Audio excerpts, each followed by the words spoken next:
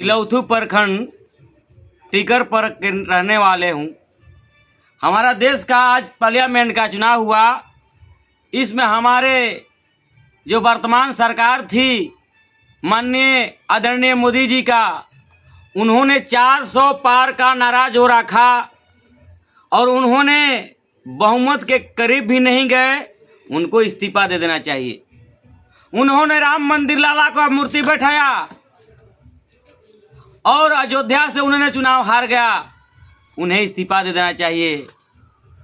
उन्होंने बनारस सीट पर 5 लाख से दर्ज किए थे अगला चुनाव जीत हासिल।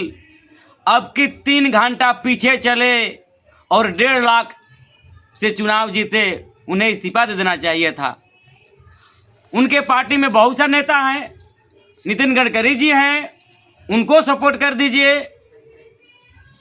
हमारे देश का जो भविष्य है, अब मोदी जी को हाथ में रहना नहीं चाहिए, क्योंकि मोदी जी बुजुर्ग हो गए, 70 साल 75 साल के होने वाले हैं।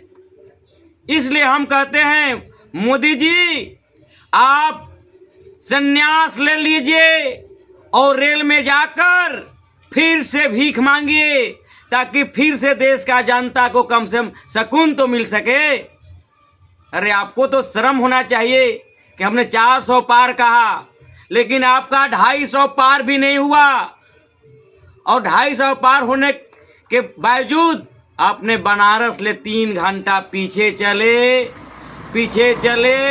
और 1.5 लाख वोट से जीते। ये आपकी बहुत बड़ी चुनौती है और बहुत बड़ा हार है। धन्यवाद। गठबंधन की सरकार थी। उस गठबंधन की सरकार में इंडिया अलायंस ने 0 पर आउट था पहला चुनाव में 2019 में, और 0 से हीरो बन गए। कम से कम 9 सीट पर तो हमारे इंडिया अलायंस के हमारे माननीय तेजस्वी प्रसाद यादव के मेहनत रंग लाई। 4 आरजेडी, 2 माले और 3 कांग्रेस। और हमको बहुत बड़ा खुशी हुआ, हमारे बिहार में हमारे माननीय पप्पू यादव जी निर्दलीय चुनाव जीते। और हमारे बिहार के जनता का हमारे पप्पू यादव के ऊपर बहुत आभार रहा।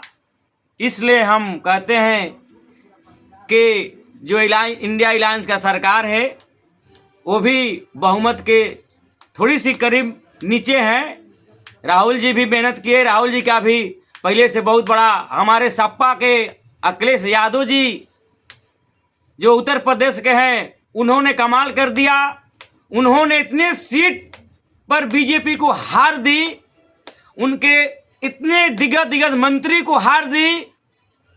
ये बहुत बड़ा चुनौती है बीजेपी के लिए।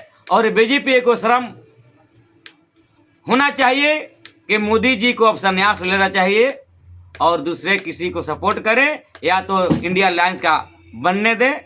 यही में हमारा देश का भविष्य है। और क्या हम बोले।